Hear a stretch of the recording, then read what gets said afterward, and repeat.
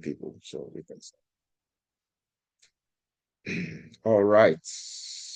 Welcome, everybody. Welcome, welcome, welcome. As you all know, my name is Emmanuel. I'm going to be taking you guys on business case. Developing a business case.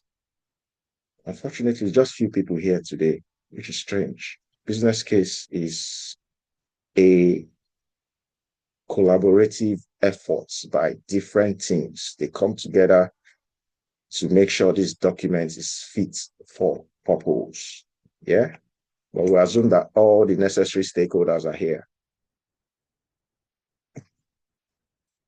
Our agenda today is first to understand the purpose of a business case and identify the components of a business case. Then we develop a strong problem and opportunity statement.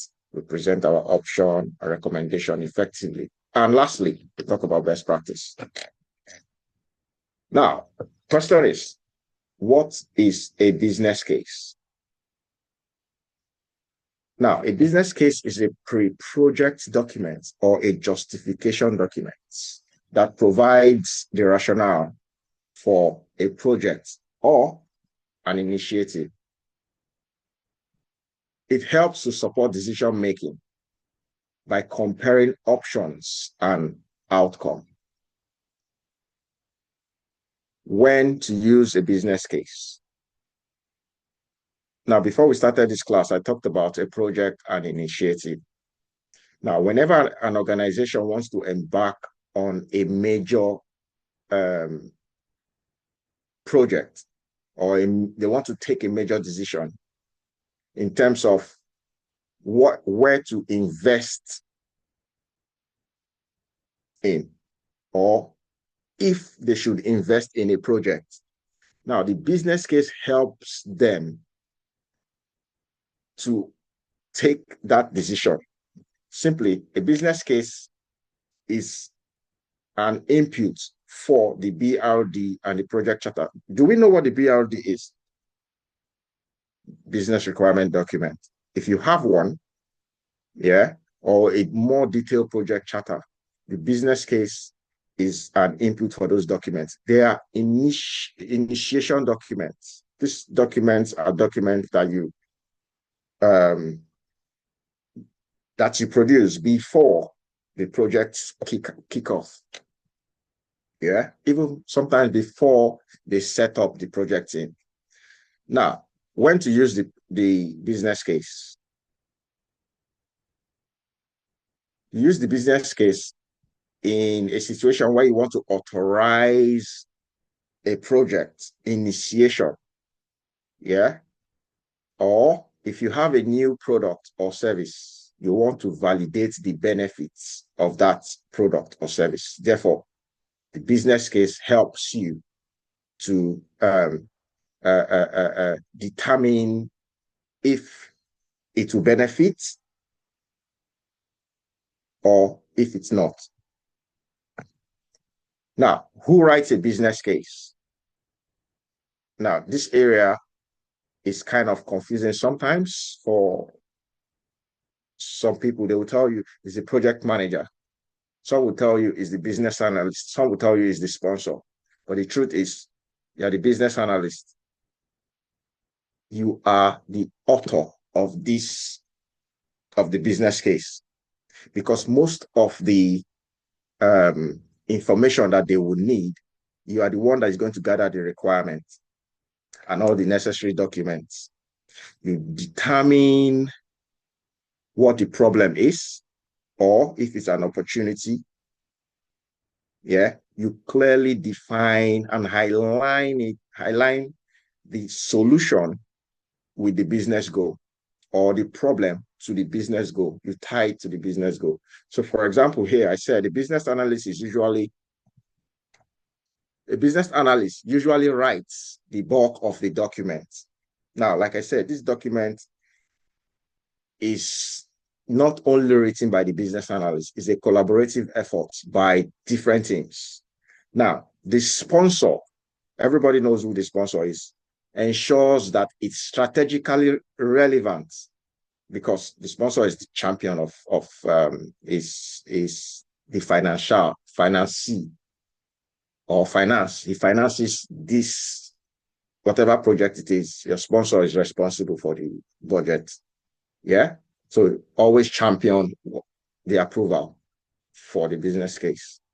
And also the finance team and the project management teams contribute to the business case. Now, if you look at my screen very well, you will see the different team that participates in writing the business case. For example, the business analyst, how do they contribute to the business case? Is well stated there. The project sponsor or the senior manager, how do they contribute to the business case? Because usually they own the business case. They are responsible for it. So they have to provide a strategic rationale to ensure it aligns with the organizational objectives. Yeah. So because they are responsible for the strategic direction. Yeah. So they own the business case. You are the author, but they own it. Yeah. So they're going to approve the business case. Then the PM also contributes. They know more about the timeline, because that's where they major in the costs and the risks associated with the project. Then the subject matter experts, that's the SMEs. They are the technical people or the people that they know how to analyze financial data. Yeah, so that's where they come in. The financial team as well. What's their interest? How do they contribute? They want to validate the financial analysis of the business case. The content of a business case. Now, I have two diagrams here, or two statements here. One, writing the business case, and the second one is presenting the business case. Now, on my left, writing the business case, you see, it starts with the background. You want to give context to the business case. You move down to the problem. If it's a problem that you're intending to solve, or if it's an opportunity that you want to take advantage of. Yeah. Then down to the objective, then the option analysis, the recommendation, the implementation, the financial analysis, the benefit, risk, impact assessment, assumption, then conclusion. Then lastly, you summarize all the information you've gathered so far. Now, that is writing the business case. In presenting the business case, you can see now the executive summary now comes to the top, which makes it strange. Because sometimes when some people want to write a business case, I've seen some people starting a business case with the executive summary.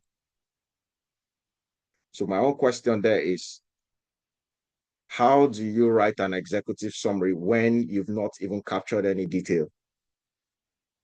Yeah. So the executive summary during the presentation of the business case is actually what they want to read. That will give them an idea of what if they will have to go into it. Yeah. If they have to,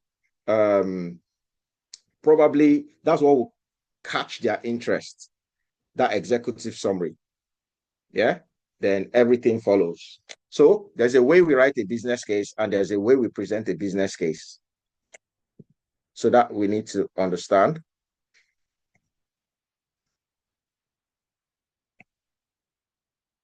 Does it make sense so far from here?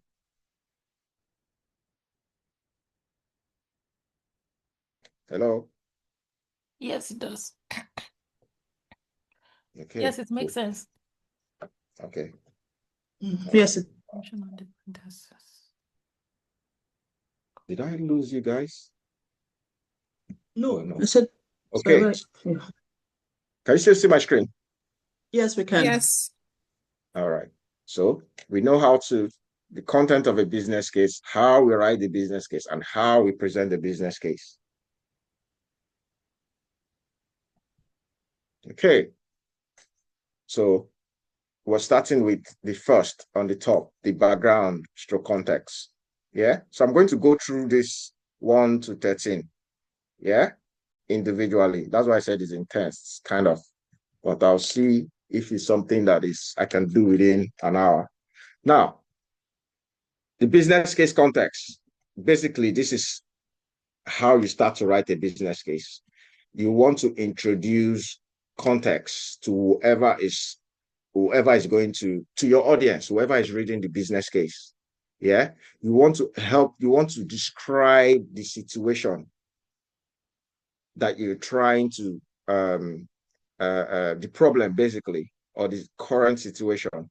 Then understand the drivers. You explain the drivers and the environment. Yeah. Now, the business context is what sets the stage for the rest of the business case content. For example, when you talk about current situation, you're looking at your environment, both your internal, your external factor. Yeah, you look at your processes, the pain points, your organization priorities, that comes within your internal factors. Then you look at the external factors. Again, maybe you want to take advantage of the market. You look at market trend. You look at customer demands, competition, sometimes technology shift. For example, a lot of us are going into cloud because it's easier and cheaper to manage. And sometimes if there's regulatory change, yeah, maybe that will now be the trigger of that project you want to go into. And at the end of the day, you want to now connect that to the strategic goal of the business. Yeah. Now, why does the business context matters? Because it provides justification for why the initiative is important. And it also creates an awareness or shows awareness of the wide business environment. Yeah. Now, on the left-hand side here in the box, I've given us an example. Say, for example, BlueSky has expanded into 3 new markets over the past 2 years. Yeah, leading to a 45% increase in employees requiring onboarding and compliance training. Now, because they've expanded, yeah, so that they now need the employee now require onboarding and compliance training. Yeah. Now, again, this information is data driven. It's based on the information, for example, BlueSky, that I'm coming up with the business context. Now, again, I said currently, training is delivered through manual processes and scattered platform, creating inconsistency and inefficiency. At the same time, there is a growing industrial shift towards digital learning solutions, with competitors already offering modern online training platform. Now, highlighting with our strategic goal of becoming a digital-first organization, yeah, there is an opportunity to modernize the training through a centralized learning platform system, LMS.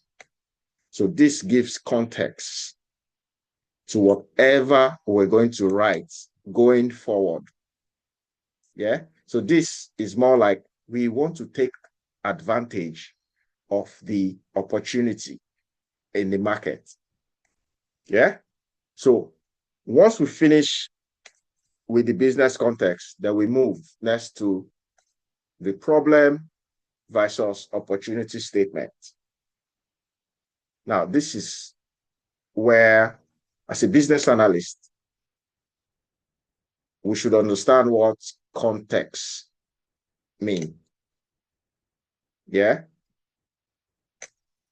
So opportunity statements, like I said, what are you looking at? Are you trying to solve a problem, or you are trying to take advantage?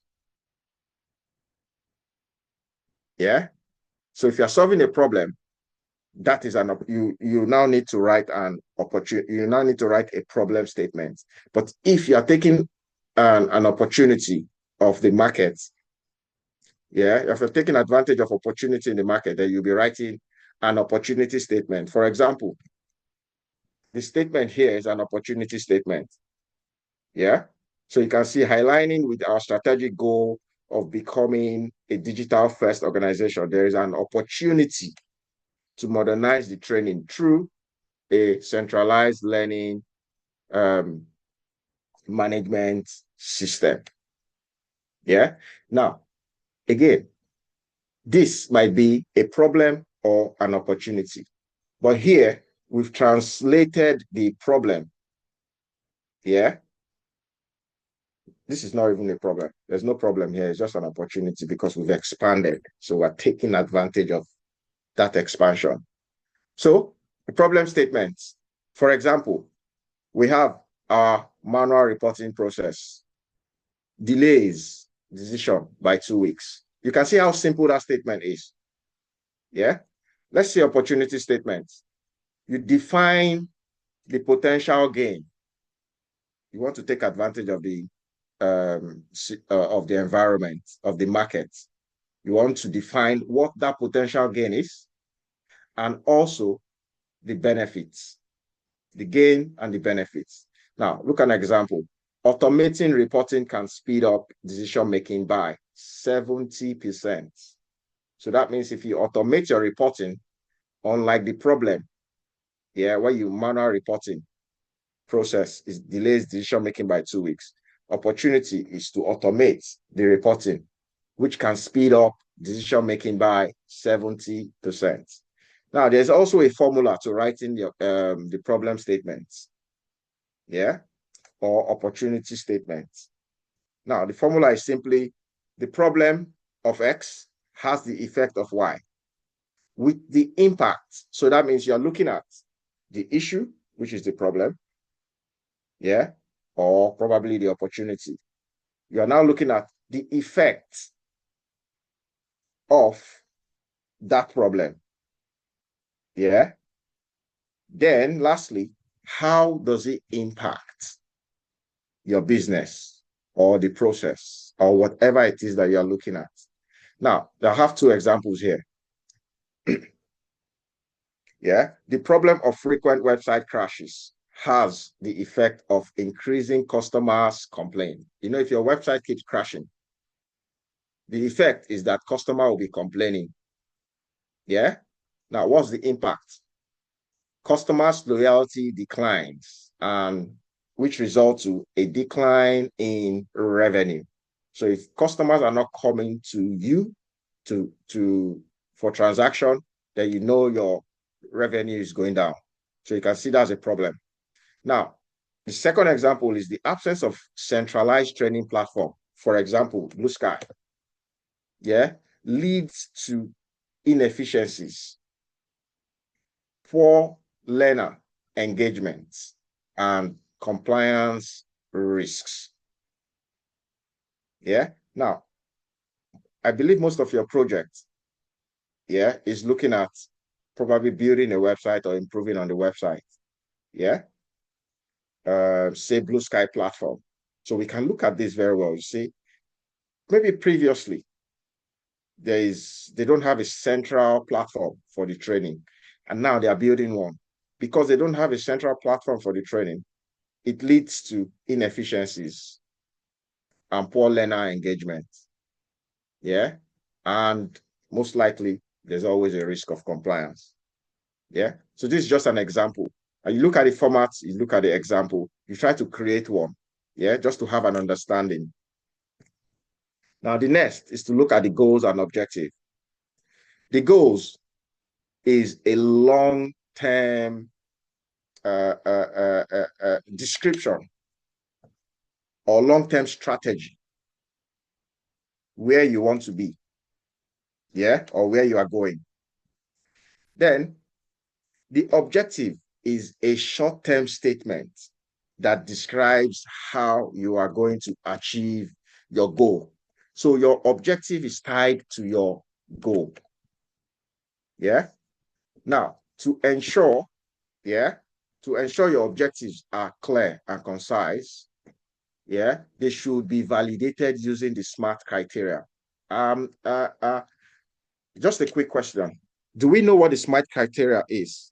You've written business, you've written your user story and acceptance criteria. So Yes. this should come into context. Did they mention the SMART criteria when you're doing your acceptance criteria?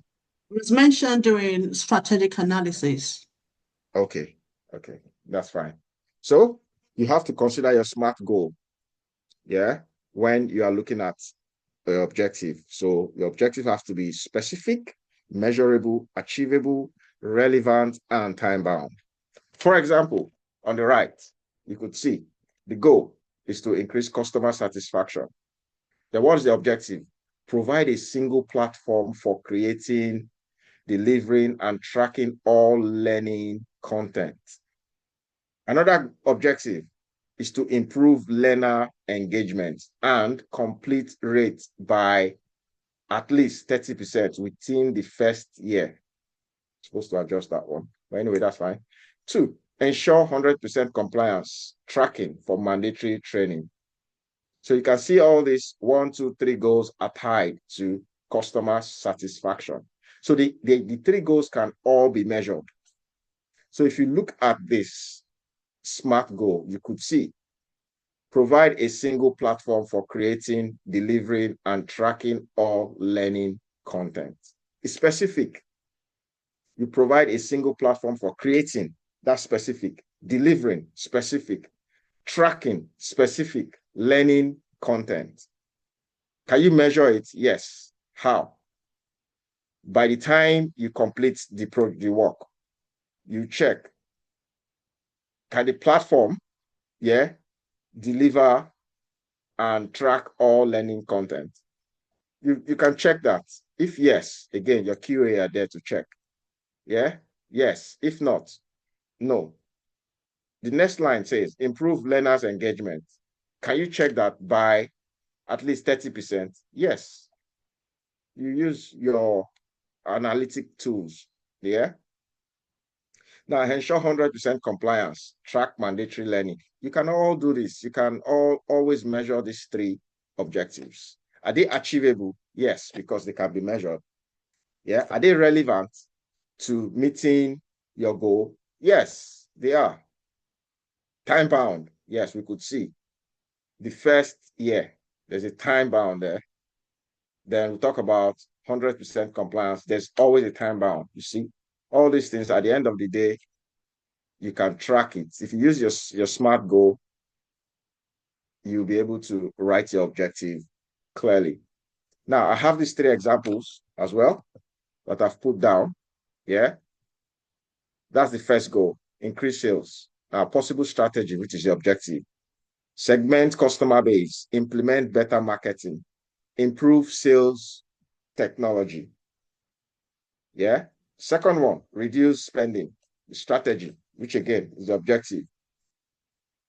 Outsource function. Yeah, that can help you to reduce spending. Retire unprofitable product line. That can also help you reduce spending. Relocate to cheaper area. Instead of running your business in London, you might want to run your business somewhere outside London. It might be cheaper for you. It all depends. Yeah. Now, improve employee satisfaction. What's the strategy? How do you achieve that? Improve management communication. Yeah, that could work. Act on employees' feedback. Now, if you do a survey and you get feedback from your employee, you want to act on them, because employees always have a way of telling you how you can satisfy them. Now, enhance salary and benefits. Everybody knows that. Yeah, they'll be happy. Now, the next, after the goals and objective, after you've defined this clearly, you now also talk about your option analysis. Again, before this point, you've done your probably your gap analysis or your SWOT analysis. You've already gathered your requirements. You've done your feasibility studies, yeah, to come up with options on how you want to, solve the problem or opportunity. Now, like I said here again, option analysis is a systemic comparison of alternative courses of action to solve the business problem or exploit an opportunity.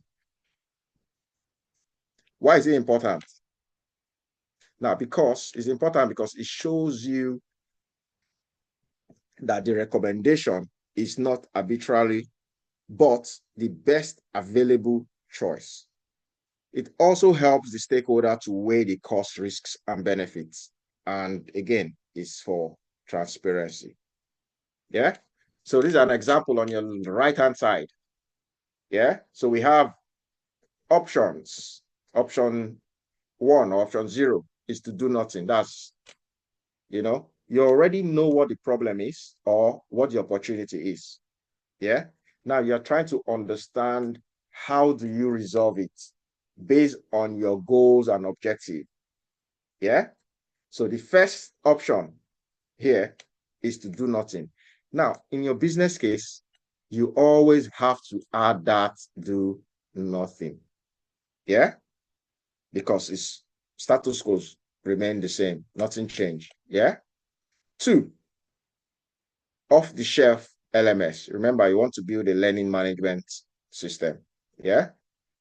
You can decide to buy one from a third party. Yeah. Then the second option, which is the third option here, is to build your own from afresh, from scratch. Yeah.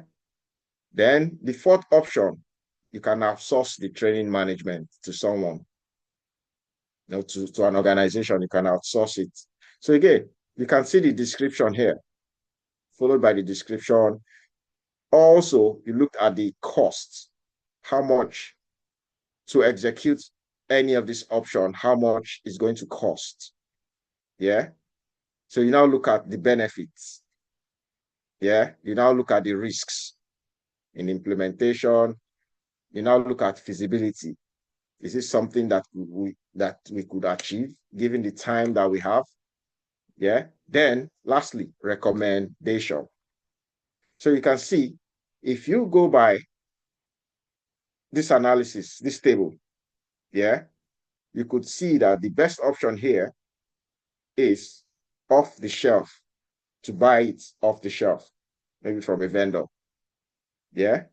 So you can see the cost is 80,000 pounds for over 5 years.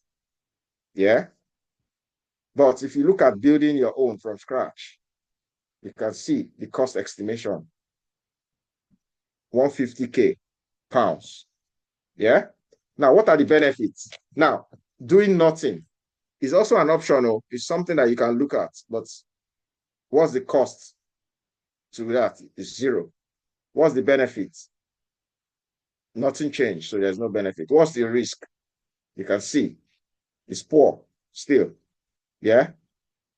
Feasibility is already in use, so that we don't have to do anything. But if we look at buying off the shelf, yeah, quick deployment is a benefit.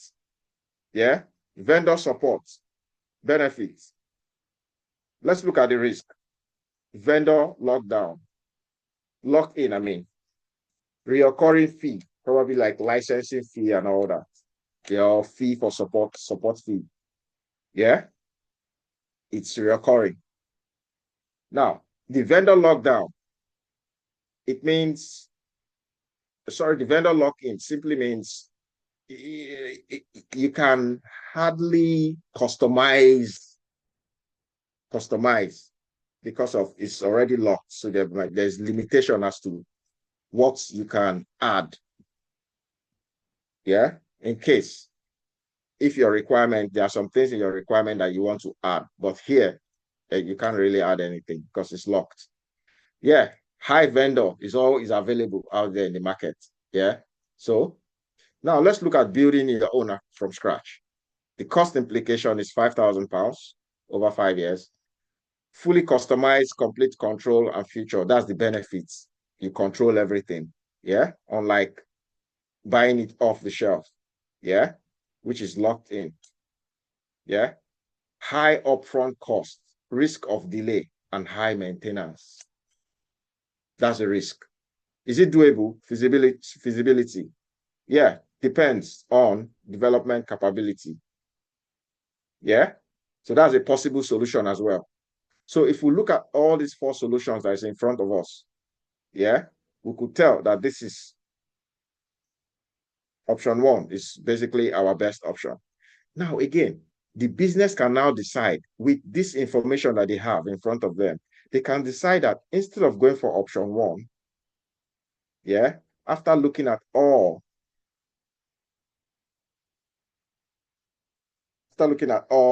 the cost, the benefit, and the risks, yeah, can decide, okay, let's go for why not go for option 2 instead of option 1? Option 1 is the best, but they can say, okay, let's go for option 2 if they have the budget.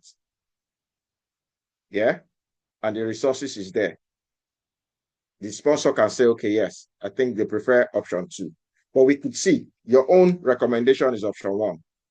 But you've given them this analysis for them to make decisions. So they've seen how you got to a point where you chose option 1. So they can now use this, look at the other options and decide if they still want to go for option 1 or any option at all. Now, if I come down, yeah, again, you will see what I have done. What is at the top and what is below is the same. The only difference is for my heading, I gave it a weight. Now, remember, you are not working alone as a business analyst. You are working with other members of other team or departments, yeah, to come up with, to brainstorm, to come up with this detail, yeah? So you guys will agree on what you want to weigh the cost. In this case, we have 30%. For benefit, 30%. For risk, 20%. For feasibility, 20%. That is the total score and recommendation. How do we achieve this? Now, I gave a breakdown at the left-hand side. Yeah. So once you assign a weighted score, yeah, to your headings here, then you also now assign a score given the criteria that you guys have decided. Yeah. For example, doing nothing. If you look at the cost, it doesn't cost us anything. So again, it's 5. Yeah. So that's the best score. So 5 is the best, while 1 is the worst. Yeah. So if you look at 5, yeah, over 30% will give us 1.5%. Yeah. So if you do the same across board, yeah. So we have, for benefit, we have 1. Over 30%, we have 0.3. For risk, 0.2. For feasibility, 1.0. So when you add up everything, that's 1.5, 0.2, 0.3, 0.2, 0.1. It gives you 3. Yeah. If you do the same to all the other options, you have the total score here. Then based on the total score, you are looking for the one with the highest score, which is 4.2, which is still off the shelf. Yeah. So it's the preferred.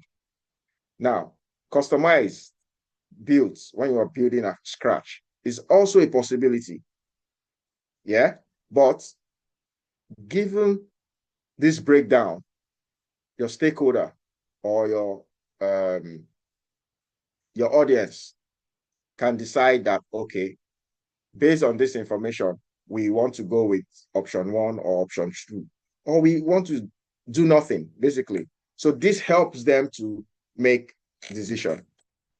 So far, am I making sense? Is anybody confused? Do you want me to slow down? Do you want me to repeat anything? Sorry, could you please repeat how you got the weight for the 30% and the other weight for 20%? Okay. Now, Thank this weighted score here is what you agreed to give the cost. For example, cost. You decide that, okay, let's give cost 30%. Yeah? Is what you agreed amongst yourself because you are brainstorming. Yeah? So benefits, you give it another 30%. You can decide to give it 50% or 70%. Depends on if you guys agreed that this is what we want to give. Am I making sense? Yes, yes. Thank you. Yeah. So you just agree on what you want to give that feature. Okay. Yeah. Okay. Thank you. Then oh sorry, that criteria. Yeah. Any other question before I move on?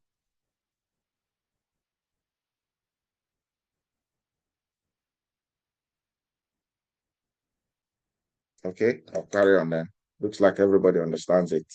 The next, the recommendation. You remember when I go back one step, options analysis. This is where you look at all the options and you analyze them based on the criteria. Yeah. Then now we understand that off the shelf is the best option. So your audience, when they are going through your analysis, they see this. Yeah. And they also know that at the end of the day, your recommendation is option 1.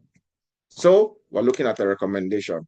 So for recommendation, recommendation, what you're expecting to do with your recommendation, you state what your recommendation is, which is option 1.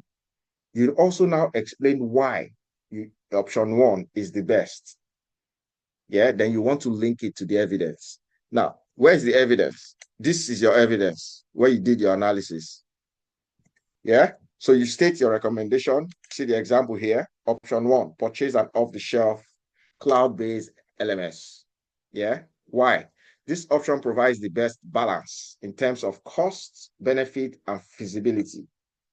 It allows quick deployment, provide vendor support, and scalability for future training needs. While, again, custom-built option offers more tailored feature, but with higher cost, longer timeline, and development risk makes them less feasible. So you can see the option that you have is between 1 and 2, but you're now telling them this is the reason why you didn't go for option 2. Yeah, because of the cost implication and it takes longer time to develop, and that has its own associated risks. Yeah. So implementing the cloud-based LMS will improve the training efficiency. So you've decided to go for option 1. That's your recommendation. Yeah. Then once you deal with the recommendation, you now move to the next, your implementation strategy. This is where you want to convince your audience that this is practical. It can be achieved. Yeah, this is where they want to understand. You want to provide clarity and assurance that this can be done. So what's the purpose of implementation? For clarity, to show that what needs to be done or what needs to happen, when and by who. Yeah, again, you look at roles and responsibility and tasks. Yeah. It also helps to demonstrate feasibility. That means it provides assurance to stakeholder that the solution can be delivered successfully. Again, from here, from your implementation, you also identify resources and dependencies such that you want to identify what you cannot control. Yeah, anything that could cause delay or problematic We want to identify it. Yeah, that's why we talk about risks and dependencies. Yeah. You want to also look at risk management. You want to identify any challenge that you might encounter, and you develop a mitigation strategy just in case. So all this helps your stakeholders or your audience, yeah, to develop, for your audience to determine if this is the best solution, if we should embark on this initiative. Now, again, there's one important thing that I also need to mention. Implementation plan or implementation strategy. We want to also know, does the organization support agile ways of working or still the traditional waterfall approach?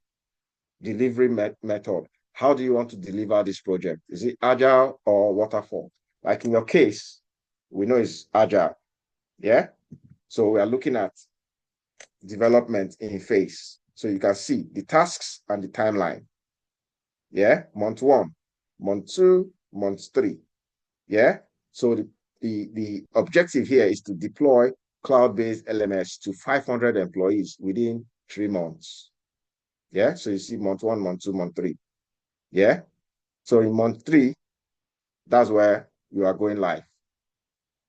Again, we're not looking at the waterfall approach. See, waterfall approach, you have to do your analysis first, design, development, testing, before you talk about going live. Yeah. So, but here, you can just be developing, testing, deploying at the same time. Yeah. But again, you look at your timeline. You have a plan. You state it clearly. You know who is involved. Yourself, the delivery manager, the scrum master, to oversee the implementation, your team, which is the development team, the IT team, set up the system to integrate system integration, then the training team, content upload and all that. Again, this is more like UAT. Yeah. How much will the project cost? 80. Again, from our analysis, option analysis, we know to implement this, we need a budget of 80K. Yeah. Any risk? Yes, we have these risks. Yeah. What does good look like? Yeah. Success criteria. We want to define it. So this is what the stakeholders will see to give them an assurance that, okay, yes, we can go ahead with this. Then after your implementation plan, we look at your financial analysis. This is where we'll talk about the cost-benefit analysis. Yeah. Now, for your cost-benefit analysis, there are 2 things they want to see, especially your CFO. Yeah. Wants to see the breakdown, which is this one down here, the summary, financial summary. Then they also want to see a spreadsheet, which is this one at the top here. Let's see the breakdown. How are we going to get back our initial investments? How long will it take us? We say it's 5 years before we start, before we review and see if we are actually benefiting from this project. Yeah. So first, we look at the cost, the capital cost, which is your initial investment. Yeah. So because you are buying an off-the-shelf LMS, yeah, it costs you, your initial investment is £50,000. Yeah, that means you're paying that off first year. Yeah. So what is the capital cost? I said capital cost is a one-time expense. You pay this one time. That's the capital cost, which is called CapEx for the delivery managers or the project managers. They will be used to this term. Even you as the BA, yeah. CapEx, OpEx, operating expense, capital expense. So the operating expense is the ongoing expenses. Once this is being implemented and you start operation, you hand off the project to the users and operation starts. yeah, there is a cost of operation. You can see it's constant every year for the next 5 years. Yeah. Then we'll talk about the tangible benefits. The tangible benefits. Yeah. Those are, we talk about what you can measure. What are the benefits that you can measure? Yeah. There's a financial connotation to it. In this case, it's to say it's £25,000 for year one. Year two is 30. Year three is 35. Year four is 35. Year five is 40. Yeah. But again, you can read the notes here. It gives you an idea. Then the intangible benefits. Those are the ones that you cannot measure. Yeah. For example, customer satisfaction. Yeah. Improve compliance, better employee experience. Yeah. You can just decide what, according to your business or your organization, what does intangible benefit, what are the intangible benefits? For example, we have improved compliance. Is it ranked high in your organization? Again, you will know that one because you are working in your team. Your financial analyst, they will help you with these details. Yeah. Your data analyst can help you with all these details as well. Yeah. So you now look at, this is the 5-year breakdown. Yeah. You look at the financial summary. Again, I put down this breakdown here so that in case you guys want to go back to understand how I arrived at this, yeah, how I arrived at each of those items at the top there, yeah, it helps you down here. Talked about the total cost. The total cost is your total capex plus operating cost or OPEX. Add those values together. That means 50,000 plus operating cost for 5 years, which is 10, 20, 30, 40, 50, which is another 50,000, making 100. That's how I got that £100,000. Yeah. Then for the intangible benefits, again, it's measured. So there is a value there. We have for the first year is 25, 30,000 for the second year, 35 for the third year, 35 for the fourth year, and 40 for the fifth year. Yeah. So we could see when you add all those values together, you come up with £160,000, which is the benefits. Yeah.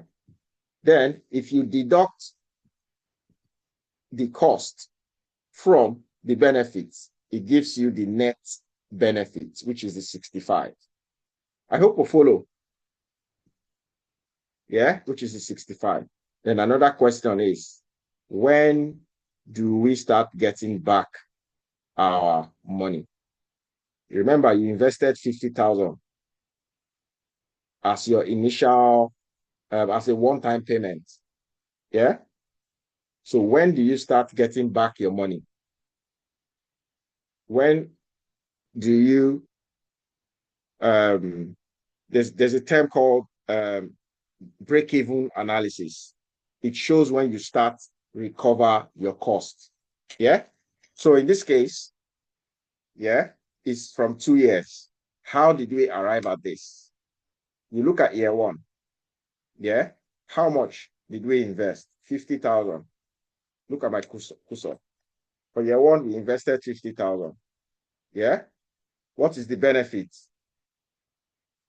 25,000. You can still see the 50,000 is still higher than the 25,000. Yeah. Okay. Let's move to year two.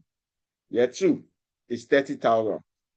If we add 30,000 to 25,000, it gives us 55,000, which is higher than our initial deposit or our initial investment. Yeah. So that means in year two, we'll start making our money back. That's why it's called payback period. Yeah. Now there's a breakdown here. Yeah. There's a breakdown here. So if you go through this slide, yeah, just try to understand this. Yeah, that's why I put those breakdown so you can understand. So the most important thing that they need here is this financial summary and this spreadsheet.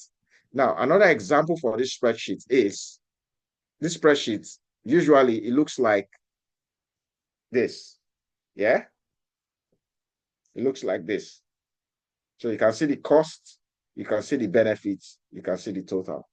Yeah, so you can see, but this example is to create a new CRM system. Yeah, this one is different from that. Yeah, so you can see the cost of, yeah, you can see the monthly. You come here, you see cost for year 0. This is when you're actually working on it. And this cost for year 1, cost for year 2, then cost for year 3. This one is for 3 years. So it's still the same thing that we have here. Yeah. If you want to put it in this format, it's fine. If you have an accountant that knows how to, break it down to this, is also fine. Yeah. So here we're looking at our return on investment. Yeah. It's still the same thing as our net benefits. Yeah. So it all depends on which criteria they decide to use to determine the cost benefit analysis. They might say they want the net present value, which we used here. They might want, we also have the payback period, which is that. Then internal rate of return. I didn't calculate that because I don't see any need for it. Yeah. So yes, the spreadsheet is just like this. So after that, we move to the next, which is we look at the benefits. Yeah. Tangible benefits, the cost savings, the revenue growth. We want to talk about it. The intangible benefits. Yeah. Improve satisfaction. Again, tangible benefits are things that you can measure. Anything that has value, you can measure it. The intangible benefits are things that you can measure. It doesn't have value. Yeah. But you can come up with a way of representing the value. For example, improved satisfaction, improved customer satisfaction, or employees satisfaction. Yeah, you can determine that one. You can say, okay, based on our culture, yeah, or based on our survey, yeah, where does improve customer or employee satisfaction rank? It might rank very high. Yeah. So you say, okay, improved satisfaction is high, or brand reputation is also high. You understand? Because again, your brand is is what you're selling. The strategy, the strategic or the direction. What are you trying to get from here? You want to take advantage of the market, competitive advantage. You want to gain competitive advantage over your competitors. So this is an example here. Benefits and value. Again, based on the LMS system that we're building, a centralized access training for all users, anytime, anywhere. That's the benefits. Again, higher engagement through interactive learning is another benefit. This, because now you're more people are now interacting with your system. So there's more engagement. Yeah, that's positive. That's why it's benefits. Reliable compliance tracking to reduce regulatory risks or risk. Yeah, that's the benefits. Yeah. Long-term cost savings. Long-term, you're saving costs versus external training provider, which is, yeah, because you're buying off the shelf. Yeah. You have long-term, you're saving costs long-term. When you even look at your spreadsheet, that will even give you an indication of what is going on. Yeah. If you're saving costs or not. Yeah. So far, do we have any question?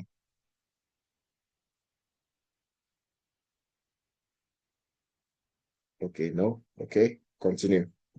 Next, we'll also look at risks and mitigation strategy. We want to list or outline key risks that is associated with the implementation and Based on those risks, you want to develop a mitigation strategy. Again, you know, when I was saying the delivery managers, this is also for the delivery managers. This is their area. Yeah. So look at the example of risk and log that I have created. This is just made up. Yeah. Delay in development. Yeah. This is not associated with the project. I just cooked this one up. Yeah. We also talk about the probability and the impact. Yeah. If the risk is high, you say it's high or medium or low. If the impact is high, you say it's medium, high, or low. Then what's the mitigation strategy? Based on the probability and the impact, you develop a mitigation plan. Then there's something I did not add here. We want to also add the owner. Want to put an owner there.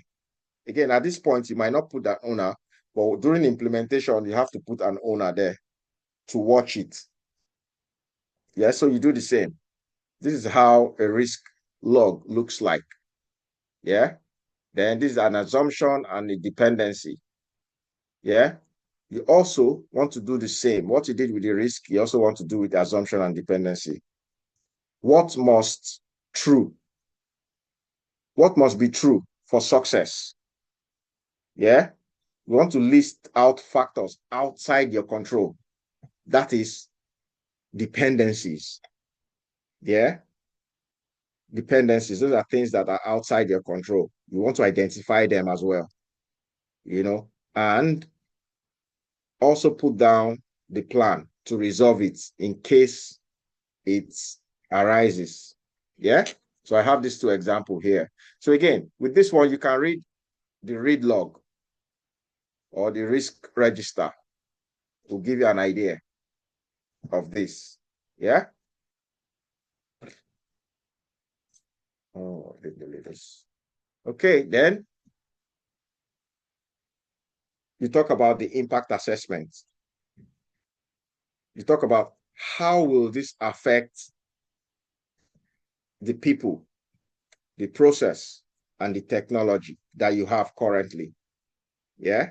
How will this change initiative? How will this project impact the people, process, or technology? Now, look at an example here. Impact assessments. Positive impact on HR compliance and employees' performance. Minimize operational disruption during rollout. That's just the impact. You know, before you go live, they call something, they say business readiness or, yeah, business readiness. Yeah, you have to do an impact assessment. Is the business ready for this? Yeah, you want to determine that as well. And lastly, conclusion. You want to summarize everything that you've looked at. Yeah. We want to summarize the case for approval for this. Yeah. And state the decision and the support that is needed. Now, for example, here I said the approval of this business case is requested to proceed with the development of a customized LMS website. If approved, the project will commence immediately and target go live date is in 3 months. You remember during our timeline, when we looked at the timeline, let me take us back here.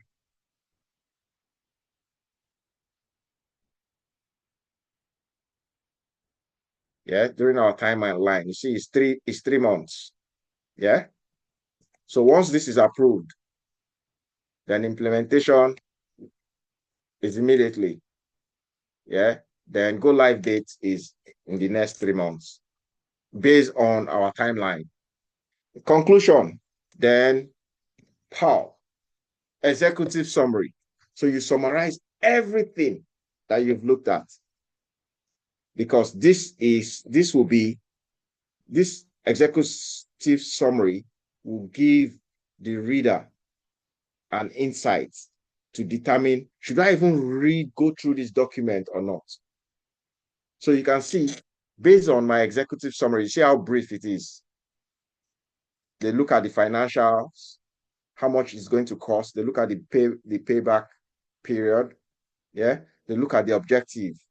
They look at the background. They look at the opportunity statement. Yeah. Again, if it's a problem statement, you state it. If it's an opportunity statement, you state it. Yeah. So they look at this.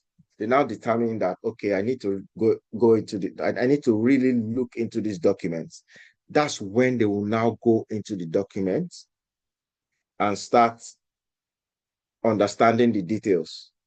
If this is not presented very well, the reader might not even bother to go into the document. Yeah. Again, because you need approval. So you want to state your case.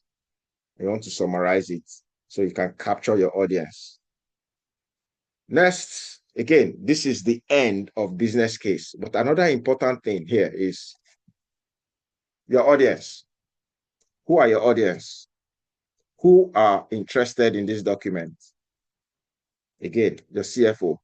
You can read this one. You can go through this one. I'm not going to emphasize on it. Yeah. So all these people are interested in your business case. Then you also understand these ones as well. You know their roles and responsibility. Yeah. You also want to understand how they contribute to the or how their interest in the business case or in the project. You understand? Again, this is where your stakeholder and your stakeholder metrics come in. Yeah, most of these people might be part of those that are going to be in your stakeholder analysis documents, your RACI chart, or your power interest metrics. Yeah, your stakeholder analysis, basically. Yeah, so your audience is very important. Then best practice, you always have to keep it clear and concise. Use visual and data where necessary. Write for your audience. Anticipate objections.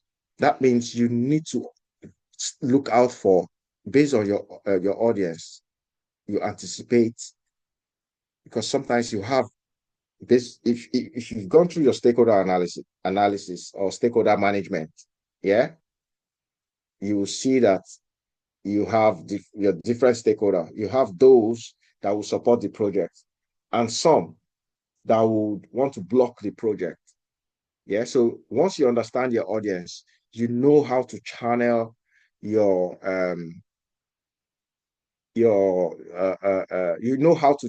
communication to your audience. Yeah. And that's why they say you just make it clear and concise. Use visual and data where possible. Yeah. And you want to understand what they actually want in the project so that you ensure that you address their needs. Yeah, in terms of your business case. Now, common mistakes to avoid: too much jargon, missing financial justification. You see, finance is always very important because the whole idea for this business case is money. Yeah, so you don't miss out that financial part. Yeah, because they want to know how they're going to get back their money or what is the benefits for putting more money or putting money in that project. Then you don't overpromise, because sometimes we do this because we want to sell our documents, yeah, or our initiative. We want to sell it, so we overpromise. Again, that can backfire. If you can overpromise and you cannot deliver, there's a problem. So you don't overpromise, yeah, in terms of benefits. Then you also don't ignore risks. You can see that all these things here, financial justification, the risks, we captured it. Yeah. So most of the time, this is where we make mistake. Yeah. I think that marks the end. So thank you. And God bless us. Do you have any questions? Am I too fast? Do we have any question? Do you want me to explain any area again? So just unmute yourself and speak if you have question Hi, on Emmanuel. any area. Yeah, hi. Thank you so much for that. My question is, in the part of the risks and mitigation that you mentioned, you said you were meant to add another column, I think, for the owner. Yes. So I wanted to confirm, is the owner the person responsible for the plan, or what did you mean by the owner? Now, somebody that will be responsible for the risk, probably a project manager or a delivery manager. Yeah. Okay. Just to ensure, for example, if you notice here, yeah, I said agile project management would define the sprint. Yeah. So you know that your scrum master is somebody that will be looking at that, or your delivery manager will ensure that this, yeah, Okay. it will just be looking at this risk basically. Yeah. Okay. Sometimes it might be the SME might not be available.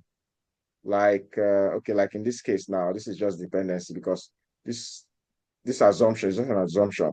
Yeah. Although here I said the assumption is the SME will be available. Yeah. Well, let's say here the risk, the SME will not be available. That's a risk. Yeah. Or the SME will not be available at some certain time. So that is a risk. So once you put it on your risk log, your risk register, yeah, you Okay. can assign somebody, probably yourself. If you need the SME for your requirement, you know that's a business analyst responsibility. Yeah. Okay. So the owner will be the business analyst that will confirm or ensure that that is not a problem. That will be looking after that risk. Okay. Yeah. Okay. Okay. So take for instance, you guys are having problem with setting up your board. Yeah. Who is responsible for that? The Scrum Master, right? So if your board is not set up properly, it's a risk because that might affect the work. Yeah, in the short or long run. So the Scrum Master are always on top of it. Although they are not going to be the one to resolve it. Yeah. But they are looking at it to ensure that it does not become a problem for the team. Does it make sense? Yes, it does make sense. Okay. Yes. Thank you. So any other question, guys?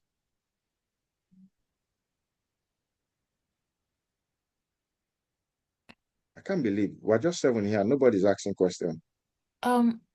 Sorry, for the executive summary, would you say it is similar to writing an abstract? You almost lost me there. Now, yes. Yeah. Your abstract is a summary. Yeah. Yes. The abstract is a summary because it's your abstract that will give insights as to what you've looked at or what the project means or what you're looking at in the project. Yeah. But we don't use the word abstract in project management. Yeah. Okay. If you are in academics, you can be talking about abstract, especially if you're doing your PhD and all that stuff. Okay. So, but here it's just executive summary. So, like I said again, there's a way you write your business case and there's a way you present your business case. So all these are the content of the business case. Just take note. Yeah. You have to tick all this off as you are going along. Yeah. When you're talking about your strategic context is from your 1, 2, 3. That's your strategic context. Then when you're looking at environmental context or environment context, yeah, you're looking at your option analysis, your recommendation. Yeah. Now, but most importantly, your strategic context will cover this. It's very important because sometimes they ask you questions like, how do you highlight, yeah, your solution to the business objective? You see why as a business analyst, it's very important that you know how to break down, how to write a goal and an objective.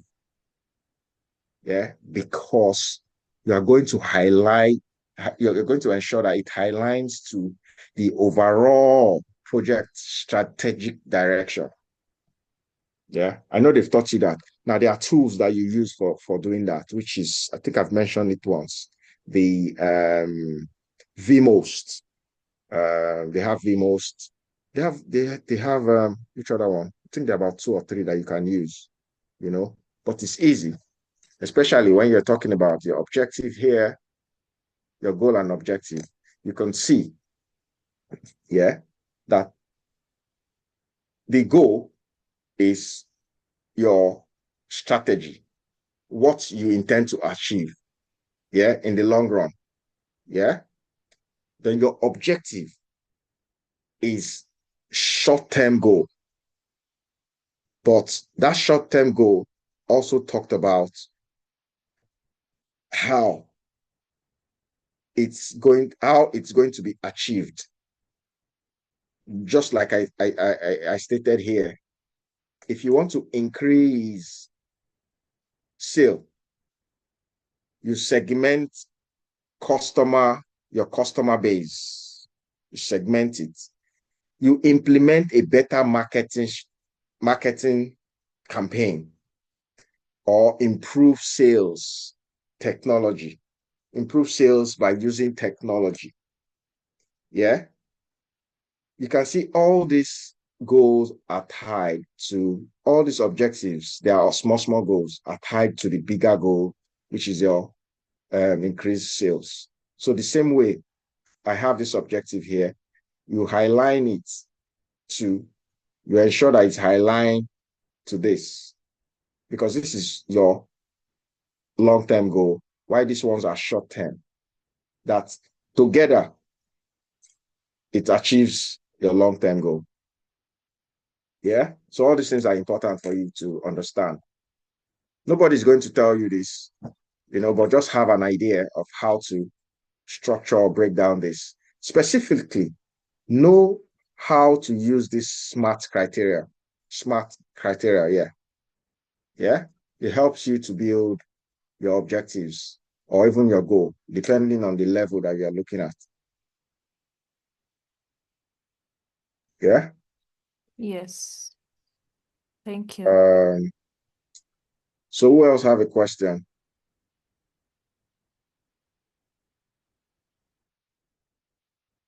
The only time you don't have question is if you're not really interested or if you are lost.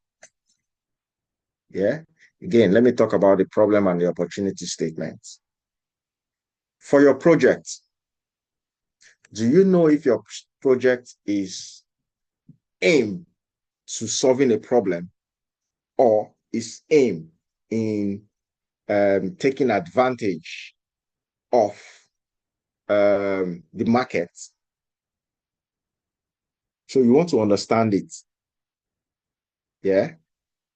So if you read the document, your document will tell you that sometimes they might not state the problem statements in clear terms. But as a business analyst, you should be able to read it and extract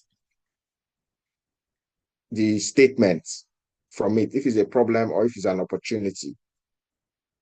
Yeah. So you now start building from the business want to do this. Yeah. Why do they want to do this? When do they intend to do it? Yeah. You start building from that level. So that gives you an understanding of, okay, what is the requirement? it now guides you as to what you need to achieve that project. Does it make sense? Yes, it makes sense. Does it mean we can build a business case for this mentorship projects and use as our portfolio? Of course, that is why I'm showing this with you, sharing this with you. So you can just look at what is here. Yeah. Okay. You don't have to be, because this is just a class thing. Yeah. You can just do your own. Just follow this. Just follow this. They gave you guys a mandate, right? Yes. So in the mandate, they've already spelled out some things, like the duration, or probably how much, yeah, and the business intends to spend. Again, they might not give you that, but it's an information that you can always get. Yeah. But you guys can come together and pull up this information. I've given us an idea. Yeah. You read up your mandate. From your mandate, you'll be able to understand context, the business context. Yeah. You'll be able to understand the business context. Then you can give an example just like this. It might not be this long. It might be short. It might be longer in your own. Yeah. Then you now move to the problem statement. Once you understand the context, you now understand, okay, what the problem you're trying to solve. Yeah. You understand the problem you're trying to solve. Or if it's an opportunity that you're trying to benefit from, you understand it. Yeah. Then you come up with some statement. Like, again, I've given you the format. Yeah. Problem X or opportunity X has the effect which impacts. Yeah. Just look at the example. Just write something. You know, the problem is if you do not practice it, you might not understand it. If you practice, you might not get it 100%. But if you now do it again and again and again, you understand what you're doing, and it's going to stick. Yeah. Even if it doesn't stick, once you understand the format, you know what you're going to be looking at. Yeah. Then you come up with a goal. Once you understand the problem statement or the situation statement, then you come up, you now say, what does the business actually want to achieve with this? Okay, they want to build a website. Why? You know, maybe they want to increase customer engagement, or they want to increase their revenue. Okay, you now understand, okay, they want to increase revenue. How can this be achieved? Also, on your mandate, they might tell you why or how they want to achieve it. They build a website. Okay, in the website, what is one of the objectives that the website would have to capture? Yeah. You can see the objective here that I stated. It might not be relevant to your own case, but you can build something out of this. Yeah. Just make it make sense. Yeah. And just also make sure whatever it is, your objective, if you've done a dissertation before or a project, yeah, you talk about your goal, your objectives. Yeah. Because this objective is what you use to measure. Yeah. What you use to measure. You can say, did I achieve number one objective? Yes. Did I achieve number two objective? Yes. Do I achieve number three objective? Again, that's where you talk about your hypothesis. You build an hypothesis based on that. You do your you go ahead to conduct your whatever you need to conduct. Then you now determine if you actually achieve objective one based on your hypothesis, and objective two and objective three, because 1, 2, 3 objective will lead to achieving this customer satisfaction. Yeah. So because they are smaller, it's easier to measure. Yeah. Once you do that, you move to the next. What are the options? What are the best options, or what are the options that you have to resolve the problem or the opportunity? One, do nothing will always be there. Yeah. 2, build a website. If it's only 2 options that you have, fine. But you can also look at other options in the market. What are other options that is there? So you want to compare those options. That's what we'll talk about, the option analysis. You compare them. Yeah. You can use this weighted scoring pattern if you want. You can just use this simple one here at the top. Yeah. Usually, I prefer this one because it gives you insight. But it's always good. If you want to use the 2, it's even better to use the 2. Yeah. So that whichever one your audience or your stakeholder understands better, just go for it. Yeah. Then you go down, you look at, okay, what are the options that you've selected? You talk about the option. Then you recommend the option. Again, as a business analyst, most of the things that you do is to recommend. Yeah. And you give them option. You give them your stakeholder. You give them option to decide what they want to do. You don't insist for them.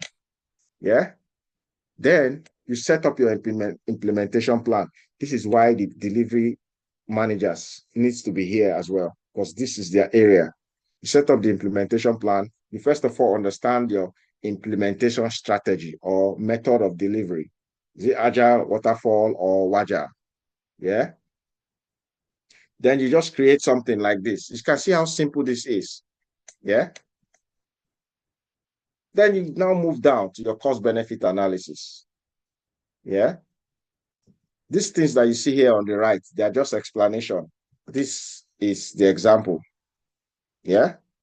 So this, you talk about how you achieve this. You see the spreadsheet. Then you talk about the analysis down here. You don't need to put this one in there. But if you want to, yeah, you can put this at the back. That's what you call your appendix at the back. Additional documents or supporting information, put it at the back. This one I just put it there because so that I can tie it to what I'm talking about here, so you guys can understand it. Yeah. So you move to the next. Again, this is the spreadsheet. Look at your benefits. What will the project benefits? The business. Look at the tangible and the intangible. And okay, what's the strategic direction? You want to take advantage of the competitors. Yeah. Then you look at the risks. And again, I usually like using the read log. Yeah. It has a template that have all these things there. Yeah. That they review. Then the impact assessment is not a lot, but you just want to look how will this impact the people, the process, and probably the technology or infrastructure that you have. Then conclusion. Yeah.